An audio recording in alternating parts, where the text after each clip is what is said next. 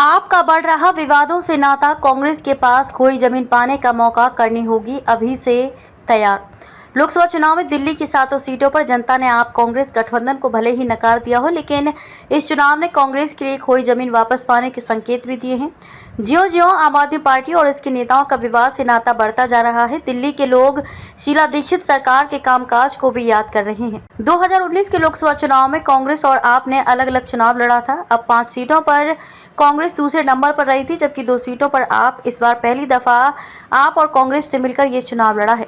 4 सीटों पर आपके उम्मीदवार खड़े हुए हैं, जबकि 3 पर कांग्रेस के।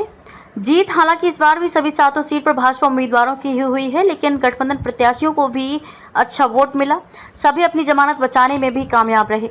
राजनीतिक जानकारों की माने आपने ही दिल्ली में कांग्रेस की जमीन हथियाई थी, लेकिन अब जबकि सत्येंद्र जैन और अब मनीष सिसोदिया के बाद खुद सीएम अरविंद केजरीवाल भी सलाखों के पीछे पहुंच गए हैं, तो दिल्ली के एक बड़े तबके की सोच भी बदली है। लोग पार्कों, मेट्रो और बस अड्डे, स्टेशन पर ये चर्चा करते नजर आ जाते हैं कि अगर सब कुछ ठीक होता तो कोर्ट से जमानत भला क्यों नहीं मिल जाती। आपके लिए ऐसा सोचते हुए लोग अनायास ही शीला दीक्षित सरकार के कार्यकाल और उनके द्वारा कराए गए दिल्ली के विकास को भी याद करने लगते हैं। दिल्ली की टूटी सड़कों, ज्यादातर सड़कों पर हर वक्त रहने वाले जाम, ई रिक्शाओं की भीड़ व फुटपाथ पर रेहड़ी खोमचे वालों का कब्जा देखकर दशकों से दिल्ली में रह रहे लोग जब तब गुस्से में नजर आते हैं। लोगों की नाराजगी से लेकर भी खूब है कि मध्यम वर्गीय टैक्स अदा करता है, जबकि उसका लाभ दिल्ली में बसता जा रहा प्रवासी श्रमिक वर्ग उठा रहा है। ये समस्याएं चूंकि कांग्रेस के शासनकाल में नहीं थी, लिहाजा लोग कांग्रेस का शासन याद करने को मजबूर हैं।